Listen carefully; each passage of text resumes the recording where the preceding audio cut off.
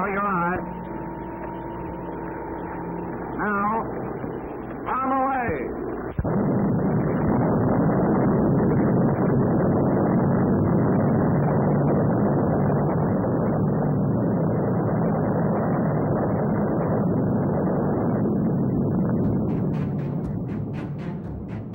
核武器的出现改变了战场规模，也改变了国际秩序的底层逻辑。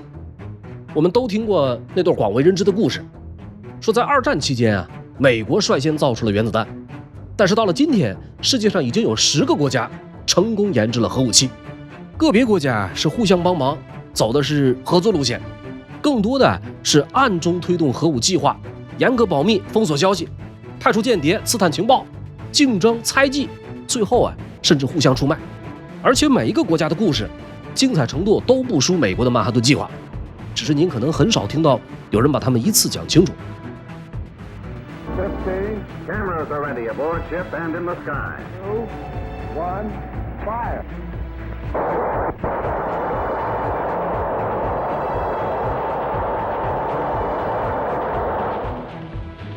核武10国的上集，我会沿着时间线带您看看前5个拿到入场券的国家，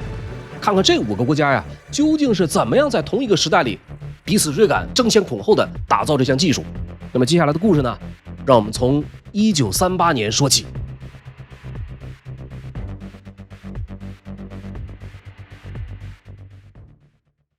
说1938年，德国科学家哈恩和施特拉斯曼啊，在柏林实验室意外发现了原子核居然可以被劈開，而且能量大得離譜。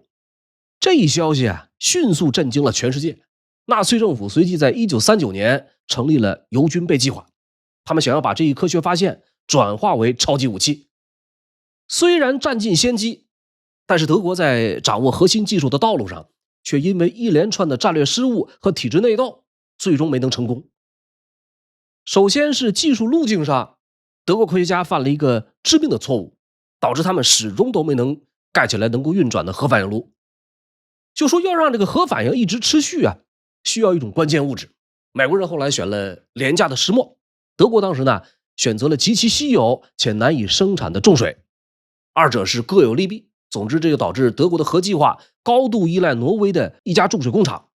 這個工廠啊被盟軍多次破壞，直接掐斷了納粹的實驗燃料供應，讓德國的反應爐研究陷入停滯。其次呢是人才和資源的匱乏。納粹的種族計劃驅逐了類似愛因斯坦這樣的大批猶太裔物理學家。相比美國動輒幾十萬人、耗資20億美金的曼哈頓計劃，德國的核計劃規模要小得多，預算只有美國的1/1000，而且分散在多個互不買賬的部門之間。再有啊，就是德國在鈾濃縮技術上也選錯了方向。總的來說呢，儘管率先發現了核分裂，種種原因導致他們直到戰爭結束也沒能掌握核武器的關鍵技術。就在德國科學家發現核分裂以後啊，有人寫了一封警告信寄到美國。這封信呢，最終改變了人類歷史進程。署名這封信件的正是當時全球聲望最高的物理學家阿爾伯特·愛因斯坦。但是真正的幕後推手和實際的撰稿人是另一位猶太裔物理學家，叫做利奧·希拉德。希拉德啊，敏銳意識到納粹德國極有可能開發一種毀滅性的新型炸彈，於是呢四處奔走，最後找到愛因斯坦，給美國總統羅斯福寫了封信。信的意思很直白，大致是說，尊敬的總統先生，德國人啊可能在搞一種威力驚人的新炸彈，我們不能坐以待斃，得趕緊搶先研究。羅斯福在收到這封信以後啊，下令投入大量人力財力，英國和加拿大也參與其中，這就是曼哈頓計劃的由來。愛因斯坦啊，後來其實很後悔，說如果當初知道德國人造不出原子彈，他是絕對不會參與那封信的，因為沒想到這份警告啊，最終開啟了核武器時代。曼哈頓計劃在當年啊，規模巨大且極度神秘，這不是一般的科研項目。為了保密呢，美國人把這個計劃包裝成一個普通的陸軍工程項目，圍牆高築，守衛森嚴，連很多科學家的家屬都不知道自己丈夫到底在幹嘛。領頭曼哈頓計劃的有2個人，一個是陸軍少將格洛夫斯，像包工頭一樣負責搞定所有資源；另一個呢是物理學家奧本海默，負責召集和管理一群脾氣古怪的天才科學家。這場競賽壓力極大，因為他們不知道德國人進展到哪一步，誰先研制出來，誰就能掌控戰局。造原子彈啊，需要特殊的濃縮鈾或者鈽，把這些稀有材料從普通礦石中分離出來，比登天還難。他們建立了巨大的工厂，消耗了美國1/10的電力，簡直就和燒錢一樣一樣的。就算有了材料，怎麼讓它爆炸也是個大問題。奧本海默的团隊設計了2種不同的方式，一種是槍式，後來給了廣島的小男孩；另一種是內爆式，給了長崎的胖子。時間就是一切，科學家们常常是通宵達旦，一定要趕在希特勒之前造出原子彈。希特勒最終沒能夠看到這種新式武器。1945年5月，德國投降了。2個月以後，美國總統杜魯門在波茨坦會議上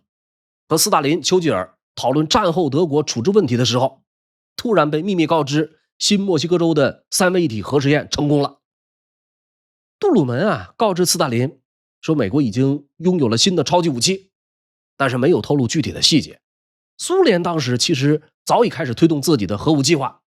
而且更關鍵的是，蘇聯的間諜已經滲透進入到了曼哈頓計劃。斯大林表面不動聲色，心裡卻非常憤怒，因為讓美國人搶先了一步。然後就到了1945年8月，美國把小男孩和胖子分別投到了日本的廣島和長崎，逼迫日本投降。二戰就這樣結束了。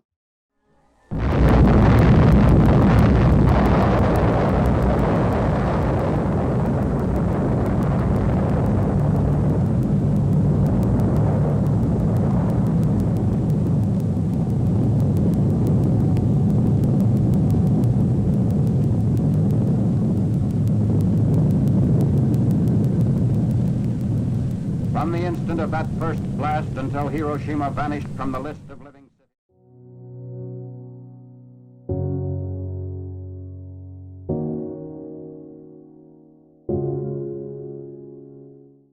二戰就這樣結束了，但是另一場競賽又開始了，全世界都要追上這項技術，劃分兩頭，各表一邊。第2個成功造出核武的國家是蘇聯。蘇聯的造彈計劃是靠着科學家的腦袋、間諜的情報以及一個鐵腕特務頭子，在短短幾年時間之內硬生生實現，並且震驚全世界的。蘇聯的這個故事要從1942年說起。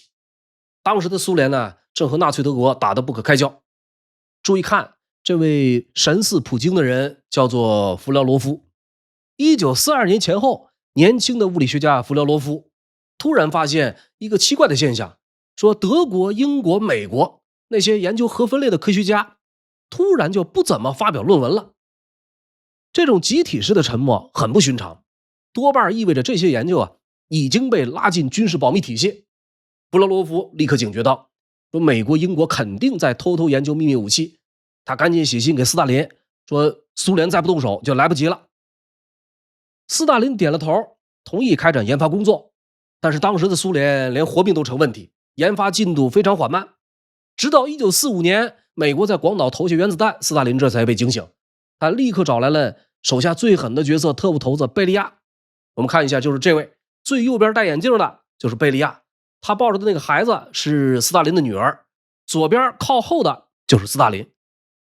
斯大林的當時命令貝利亞不惜一切代價也要把原子彈搞出來。主導蘇聯原子彈計劃的同樣有一文一武這麼2位人物，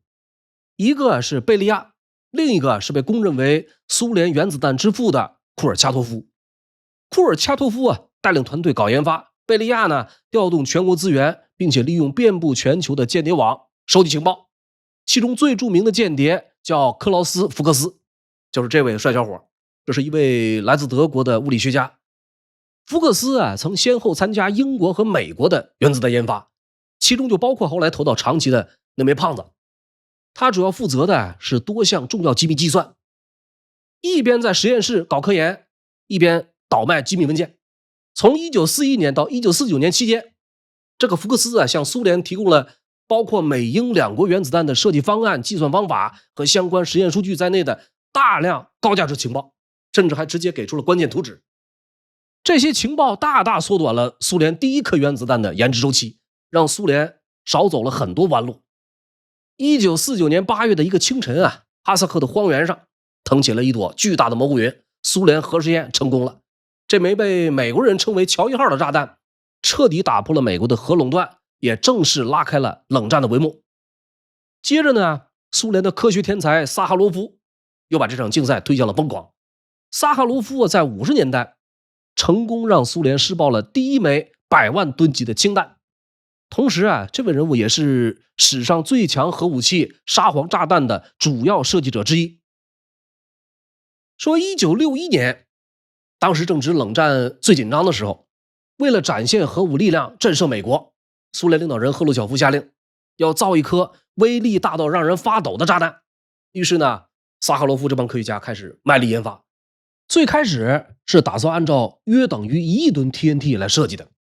後來經過測算發現這樣不行，這樣如果真炸了，蘇聯大半個國土都會被放射性的沉降物覆蓋。合计來合计去，人們把規模縮小到一半，把威力減小到5000萬噸 TNT 来設計。這顆炸彈啊，最後到底有多大呢？重達27噸，大到連當時蘇聯最大的轟炸機突95都塞不下。工程師們只好拆卸改裝，讓炸彈半露在外面。那個飛機看起來就像是懷了個超大號的巨胎。飛到北極圈的試驗場，為了讓飛行員們有時間逃命，還特地給炸彈安裝了降落傘。當這枚沙皇炸彈引爆的時候，據說那個火球啊，瞬間膨脹到直徑8公里，蘑菇雲緊跟着直衝雲霄，高度達到64公里，是珠穆朗瑪峰的7倍多，在1000公里以外都能看到那道强光。最誇張的是，爆炸產生的地震波整整繞了地球3圈。那個飛行員啊，已經飛出幾十公里，但還是被巨大的衝擊波震到差點墜毀。這場試驗成功以後，全世界都沉默了，美國人被嚇得不輕，蘇聯人自己也意識到這種武器根本沒法用在戰場上，因為它一旦炸開以後，不分敌我，通通都得一起玩完。核武器的威力已經強到足以讓文明啊在幾秒鐘以內歸零。直到今天，雖然科技早已進步，但是沙皇那道刺眼的火光依然是冷戰歷史中最讓人脊背發涼的一幕。這次試爆啊，更像是一種政治宣示，強調了核戰爭的毀滅性，並間接推動了限制核試驗的談判。蘇聯最終在1991年解體了，但是這段歷史留下的龐大核遺產至今仍深遠地影響着全世界。根據2026年最新的國際形勢，俄羅斯继承了這些恐怖的武器庫，美俄之間新削減戰略武器條約即將在今年到期，各國都在緊張地盯着這些遺產的動向。這場始於2戰的核子長跑，直到現在依然是懸在全人類頭頂上的一柄利劍。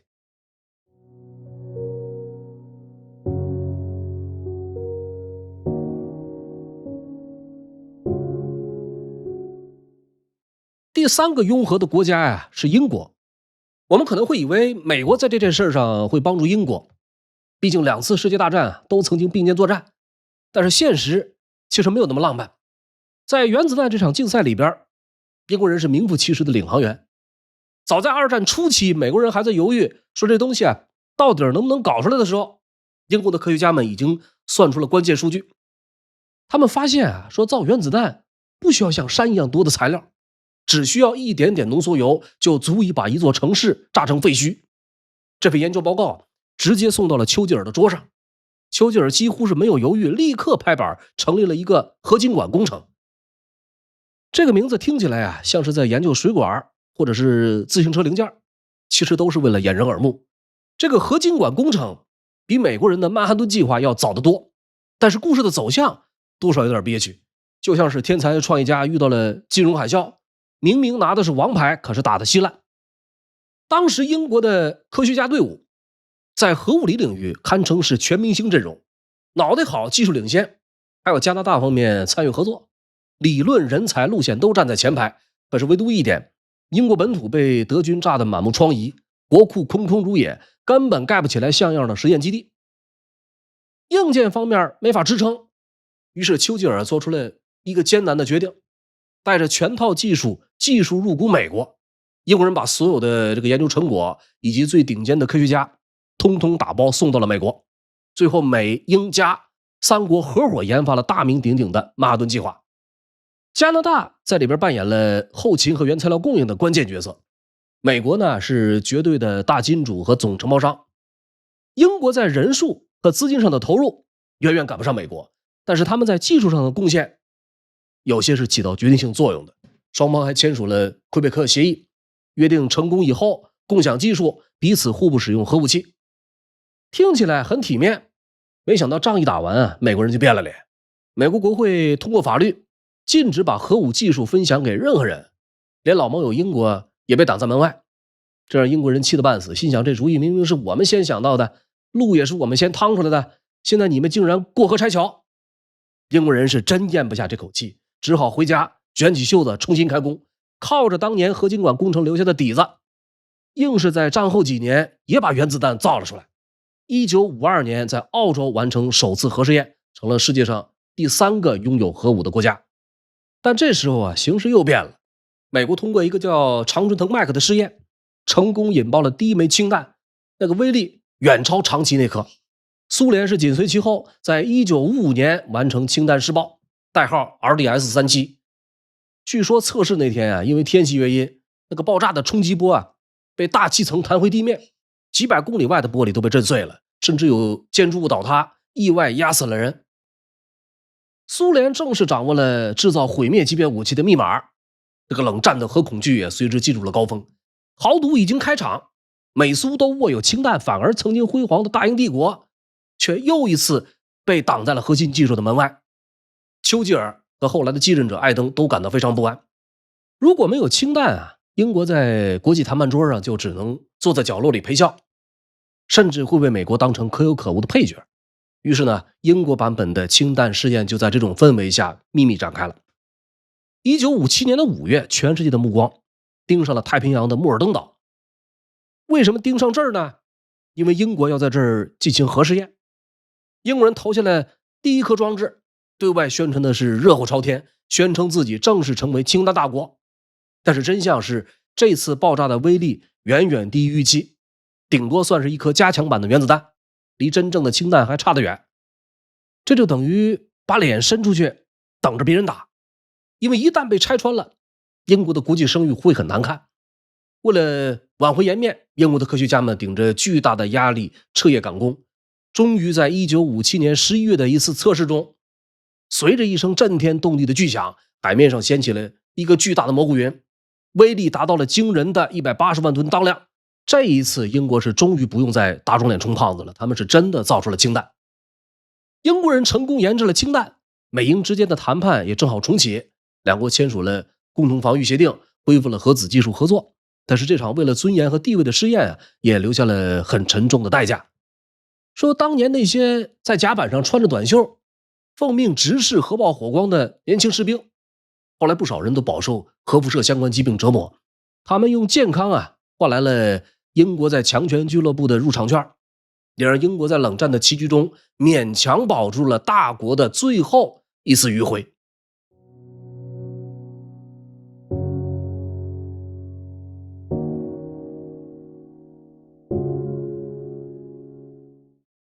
冷戰時期的國際秩序是比較簡單粗暴的，人們是嘴上講着原則，桌子下面拿着底牌暗自較量。手上有牌的在會議室裡面就是主角，手上沒有牌的就只能充當背景板。法國在當時就有這種落差感。真要說起來，法國是算得上核物理界的帶頭大哥的。居里夫人的家族拿了好幾個諾貝爾獎，法國的科學家甚至在1939年就申請了原子彈的初步專利。可惜起個大早趕了個晚集，倒霉的是二戰爆發了，德國人打進了巴黎，法國的科學家們就只好帶着珍貴的實驗材料逃到英國和加拿大，後來還幫着美國搞曼哈頓計劃。那麼美國呢，對非美籍人士的參與，尤其是法國人，一直是保留態度，核心機密捂得死死的，這也是很正常的事情，換作是誰都得這麼幹。總的來说戰爭結束以後，法國是兩手空空。科學家們回到家鄉，發現實驗室早就落了一層灰了。國家處於重建的混亂之中，各種物資極度匱乏。當時法國臨時政府的首腦是戴高樂將軍，看到美國在日本投下了原子彈，他意識到這個世界已經進入到原子時代，沒有核武器，法國就永遠只能是二流國家。1945年10月18日，在廣島、長崎核爆僅僅2個月以後，戴高樂正式簽署法令，宣布成立法國原子能委員會，簡稱 CEA。這個機構啊，在當時的法國十分特殊。特殊在什麼地方呢？它既不完全是軍方的，也不完全是學術界的，而是一個直接隸屬於政府首腦，擁有極大財政和行政自主權的國家級研究機構。CEA 的創始團隊同樣有2駕馬車，科研界的帶頭人叫約里奧·居里，居里夫人的女婿，諾貝爾獎得主，這是科學大腦，曾經和戴高樂2次長談，詳細解釋了核能的巨大潛力。他負責把散落在世界各地的法國科學家尽可能都給招回來，並且開始尋找鈾礦。行政總管叫做勞爾·多特里，他負責的是找錢、蓋房子、處理政府關係、整合各種資源。科學天才加上政治強人，戴高樂給了錢和權，約里奧·居里給了技術，二者結合，不到1年時間就讓法國在戰後的一片废墟中開始搶占通往核能強國的門票。CEA 成立了僅僅3年以後，這群科學家就在巴黎郊區成功運行了第1座實驗性核反應爐，法國從此正式跨進了原子能的大門。1956年的時候，發生了一件大事，叫做蘇伊士運河危機。話說呢，1956年，埃及出了一位硬汉總統，總統名字叫做納赛爾。埃及家門口有一棵超级摇錢樹，就是蘇伊士運河。但是當時这條運河的控制權呢，在英國和法國的手裡。納賽爾就心想，這運河是從我們領土上挖的，憑什麼錢都讓你們賺了呢？於是心一橫，拍了桌子，他宣布從此以後啊，蘇伊士運河歸埃及國家所有，誰也別想再隨便收買路錢。英法2國啊，這下就氣炸了。2個過氣的老大哥找來了以色列商量，3家湊到一起，合夥演了一出苦肉計。以色列負責出兵，英法假裝當和事佬，眼看這個進展很順利，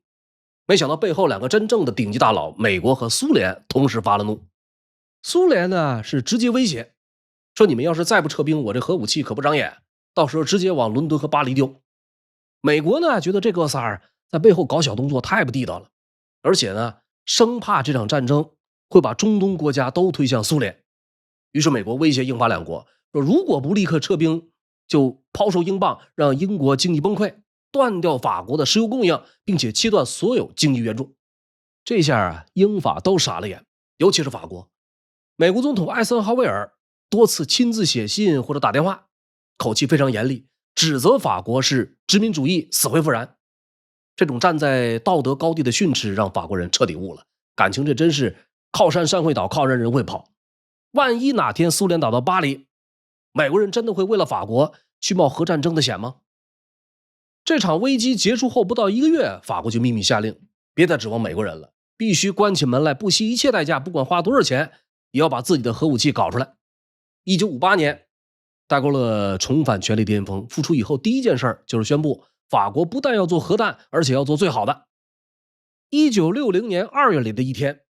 在阿爾及利亞的撒哈拉大沙漠，突然一聲巨響，蘑菇雲隨之升起，法國在試驗場成功引爆了原子彈。這枚原子彈被命名為藍色跳鼠，藍色呢取自法國國旗的3原色，跳鼠是撒哈拉的一種小老鼠，聽上去有點萌，背後卻是毀天滅地的能量。原子彈藍色跳鼠的爆炸當量啊，大約在6萬到7萬 TNT 之間。什麼概念呢？它比美國在廣島投下的小男孩還要強上3到4倍。法國就這樣成為了世界上第4個擁有核武器的國家。原子彈呢只是入門，威力更大的氫彈才是大杀器。美國、英國、蘇聯都已經成功試爆了氫彈，甚至不同程度互通有無，唯獨法國被排擠在外。法國的科学家們只能闭門造車，直到1968年，他們終于在南太平洋的一座小島上引爆了第1顆氫彈。至此，法國人實現了從科研到原子彈，從原子彈再到氫彈。整個過程啊，不靠施捨，但也並不孤單。為什麼這麼說呢？法國在核武器研發早期，並不是完全的單打獨鬥。美英對技術的封鎖很嚴，法國和以色列在需求上对上了眼兒，一個是想保住大國地位，一個是想在中东環境中保命。於是呢，兩邊出現了非常務實的秘密合作。法國提供技術、反應爐和工程經驗，以色列呢提供計算和數據支持。這種合作就像2個被關在门外的人互相借一借工具，在河裡把門撬開。法國和英国相比啊，在核武器的投送系統上有很大不同。英国后来呢更依赖美国，等于是有一部分底牌是握在盟友手裡的。法国不愿意这樣做，核彈頭要自己做，能把核彈送出去的飛機要自己做，能藏在海裡的核潛艇也要自己做。什麼陸基導彈、指揮鏈、部署體系，一整套工程走完，每個環節都要自己掌控。總的來說，法國的核武發展史還是比較勵志的。你們不是都防着我嗎？我還真就不跟你們玩了。最後呢，就靠着這點自尊心，硬是在後院自己造出核武器，然後也完成升級進化，重新贏回了國際地位。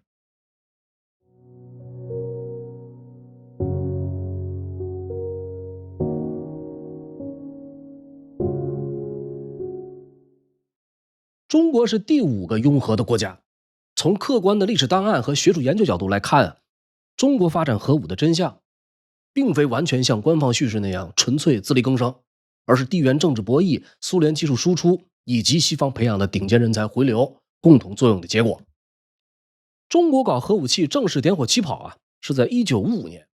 朝鮮戰爭剛剛打完沒幾年，又碰上第1次台海危機，美國那邊呢幾次放話說要動用原子彈，北京的人們坐不住了，這手裡啊沒點像樣的家伙，說起話來還真就没人當回事兒。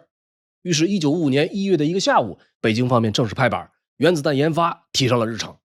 剛起步的時候是要啥沒啥，2年過去了，還是兩眼一抹黑。所以1957年的時候，中國趕緊拉上蘇聯老大哥，從蘇聯借來東風，這才算全面起步。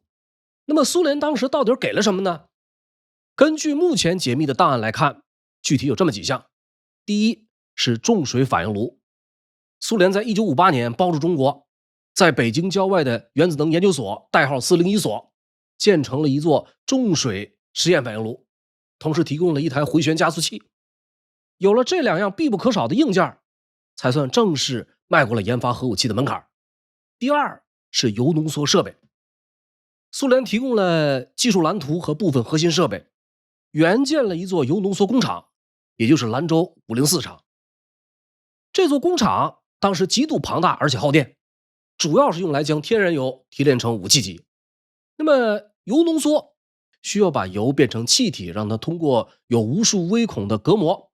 多次過濾以後，就能提煉出高純度的鈾235。用來過濾的那個擴散隔膜，就是當時鈾濃縮最核心的黑科技。蘇聯在早期提供了部分隔膜，同時呢也留了後手。什麼後手呢？就是這個製造工藝完全保密，後續更換隔膜依然需要高度的依賴蘇聯。第三就是核武器的研發基地，蘇聯專家直接參與了選址和初期規劃，參考蘇聯最機密的合成阿爾扎馬斯16，在青海某地建了一座秘密基地，這就是著名的221廠。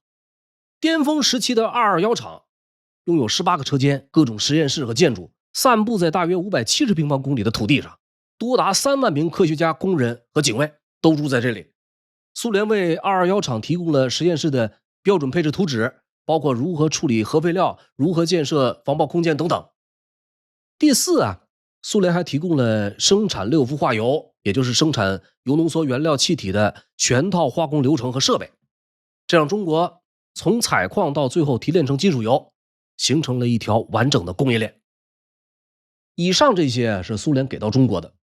蘇聯沒給的比較關鍵的，原定在1958年底或者1959年提供一顆原子彈的教學模型及圖紙，隨着中蘇關係突然惡化，赫魯曉夫親自下令扣留，這顆教學模型啊，最終從火車發貨單上被抹掉了，沒有進入中國。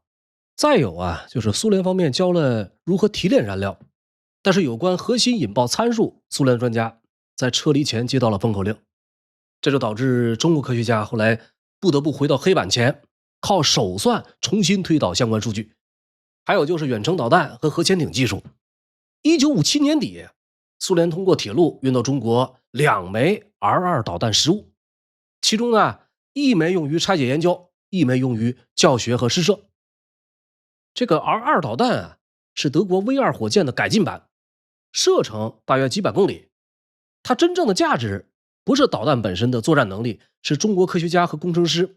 通過它可以系統性的學習如何制造、組裝、測試和發射彈道導彈。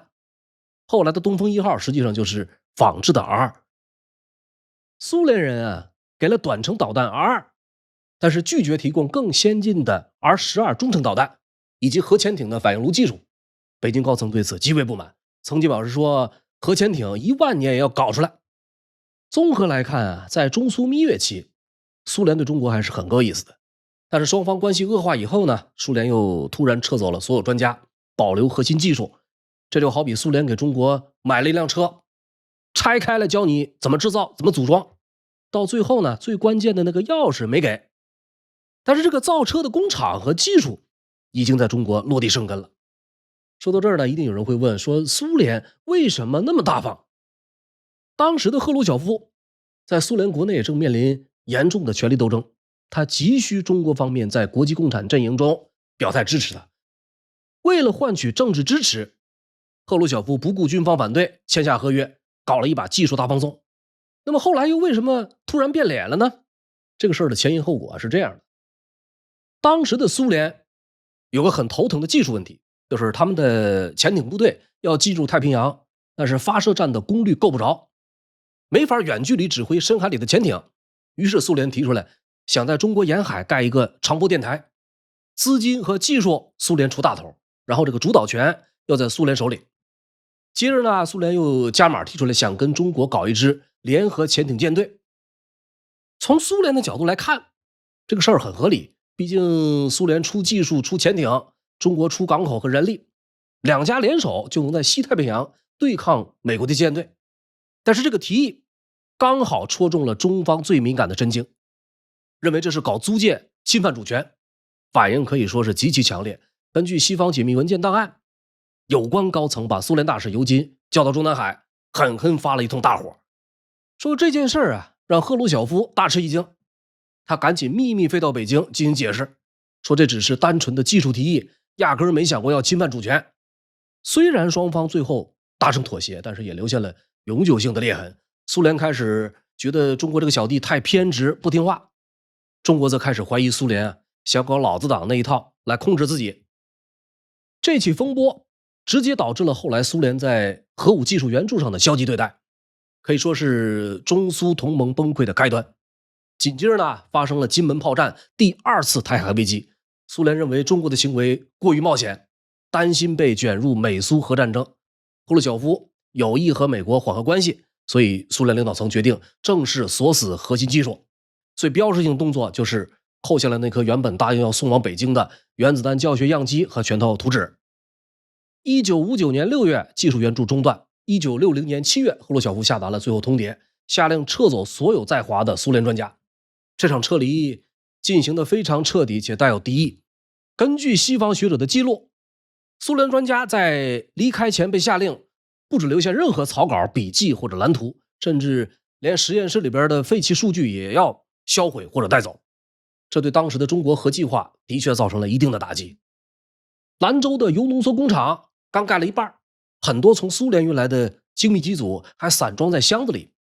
沒有專家的說明書，中國人根本不知道怎麼組裝。當時西方情報界曾經認為中國這下肯定玩完了，估計中國至少要花10到20年時間才能摸到造原子彈的門檻。事實上啊，蘇聯之前的技術援助還是大大加快了中國的核武器进程。當時中國已經獲得了足夠的基礎設施和一部分關鍵參數，這樣就使得後續的獨立研發並非從零開始，更像是借力發力，完成剩餘的拼圖。頭一個需要解決的難題是什麼呢？是算不出來。原子彈爆炸那一瞬間啊，炸藥要怎麼擠壓核燃料，那個數據啊，精密到1/1000秒。可是1960年代的中國，運算能力處於極度匱乏狀態，怎麼辦呢？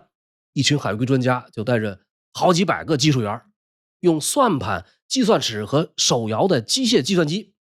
分成幾組同時計算，據說算出來那個草稿紙能從地板堆到天花板。這些在現代人看來簡直就是科幻故事，但是在当時呢，他們就是靠這種人肉計算機最終推翻了蘇聯原有的結論。另一個大难題是没燃料。原子彈需要高純度的铀，這得靠蘭州那個铀濃縮工廠不停地跑。這座工廠啊，就像一個吃電的怪獸一樣，只要一開機，整個大西北的電瞬間被吸光。為了保這顆炸彈，周邊省份的老百姓啊，全都在點油燈過日子。